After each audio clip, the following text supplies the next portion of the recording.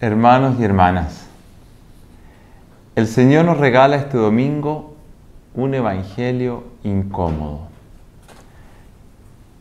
La escena que leeremos dista mucho de un Jesús dulce, tierno y manso.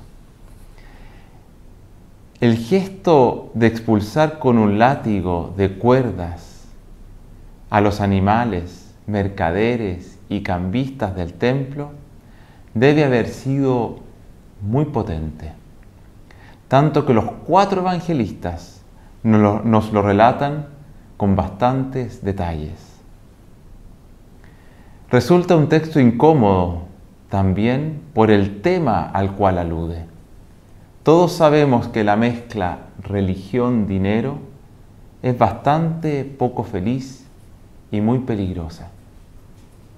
Un lado oscuro de la historia de nuestra querida Iglesia ha sido en muchas ocasiones el uso y la administración del dinero.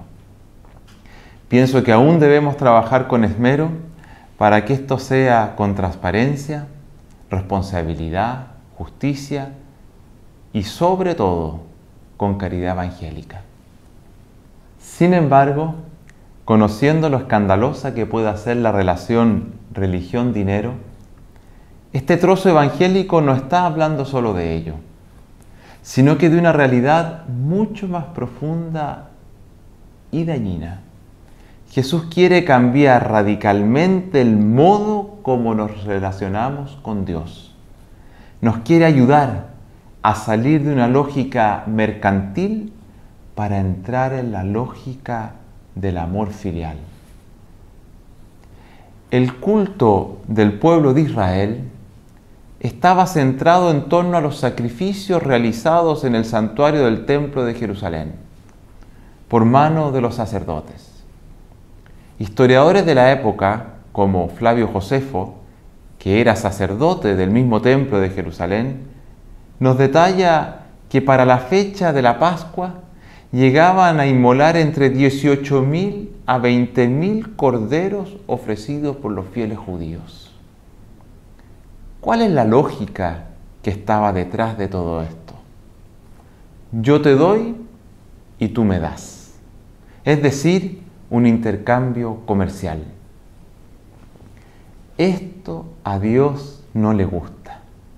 Y podríamos inclusive, viendo la actitud del maestro con el látigo expulsando a los animales y mercaderes, decir que esto a Dios le resulta abominable. Es la distorsión absoluta del rostro de Dios. Por un lado, es pensar que Él es un comerciante y por otro, es intentar manipularlo. Además, esto trae una segunda consecuencia: excluir del templo y del culto a todos aquellos que no poseían dinero para comprar animales a ofrecer. Así, del culto del templo de Jerusalén quedaban descartados, por un lado, los pobres materiales, y sabemos también que por otro lado, los marginados por su impureza ritual. Ciegos, cojos, mudos y cualquier persona con algún menoscabo físico, lo cual era visto como una consecuencia de algún pecado.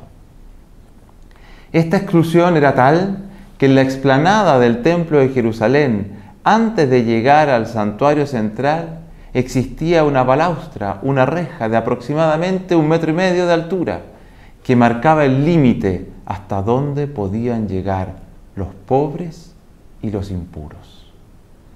Era un culto para puros, por así decirlo, y con al menos el dinero suficiente para ofrecer algún par de animales como tórtolas, que ya éstas eran costosas por la alta demanda del momento. Hermanos y hermanas, este modo de relacionarse con Dios puede no ser ajeno a la fe cristiana. Señor, te ofrezco este sacrificio, esta oración, este dolor, y tú dame este milagro o este favor.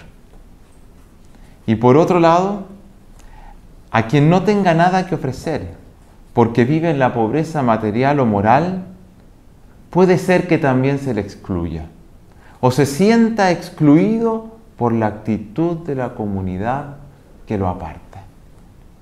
Estemos atentos, porque esto es juzgar desde el podio de una supuesta pureza cristiana, mirando siempre los defectos del otro. Es muy triste cuando nosotros los cristianos ofrecemos al mundo una imagen distorsionada de Dios, dejándonos influenciar por la lógica del mercado. Impregnamos así nuestra fe, ofreciendo a la sociedad la imagen de un Dios mercante y por consiguiente una iglesia de comerciantes. ¿Cómo es entonces nuestra religión y su culto? La segunda lectura nos lo dice. Nosotros predicamos a un Cristo crucificado, escándalo para los judíos, necedad para los paganos. Gracias a Él, a Jesús, hemos comprendido que ya no es necesario ir al templo de Jerusalén para ofrecer un animal en sacrificio. Gracias a Él, ya no hay nada que ofrecer, porque Él se ha ofrecido por amor al Padre y a la humanidad en el altar de la cruz. Gracias a Él, nunca más nadie puede sentirse excluido de la casa de oración de Dios. Y en esta no se puede descartar a nadie. No existe pobreza alguna, ni pecado, por muy terrible que aparezca, que cierre las puertas del corazón y del templo de Dios. La fe cristiana y todo el culto de Dios se funda en que somos sus hijos y como tales no tenemos nada que ofrecer al Padre, sino amar y dejarse amar. Todas nuestras oraciones, sacrificios y ofrendas deben ser solo manifestaciones de amor a Él y al prójimo, y no monedas de cambio para pedirle a Dios algún favor. La esencia de Dios es el amor, y como tal, su vida es amar. Dejémoslo ser y no le pongamos precio a la relación con Él. Simplemente ofrezcamos nuestras vidas como ofrendas de amor. Al volcar las mesas de dinero, Jesús nos está exigiendo salir de la lógica mercantilista y a veces manipuladora para pasar a la lógica del amor, donde todos somos hijos amados de un mismo Padre Dios. Nos está exigiendo no ser causa de exclusión o descarte de hermanos que por su pobreza o pecado, al igual que nosotros, solo quieren alabar a Dios amando y siendo amados. ¿Cuánto nos cuesta ser hijos?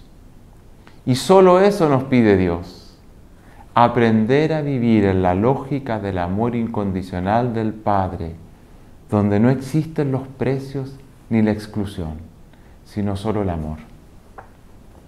Hermanos y hermanas, trabajemos por eliminar de nuestras comunidades cristianas estas lógicas que pueden ser tan perniciosas, que llevan a unos a sentirse superiores a otros, crean odiosidades y causan división.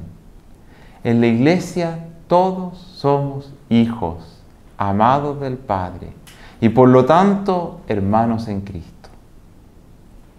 No tengamos miedo en pedirle al Señor que entre al templo de nuestras personas y a los templos de nuestras comunidades. Tome el látigo si es necesario y nos ayude a dejar fuera todo aquello que distorsiona el verdadero rostro de Dios. Amén.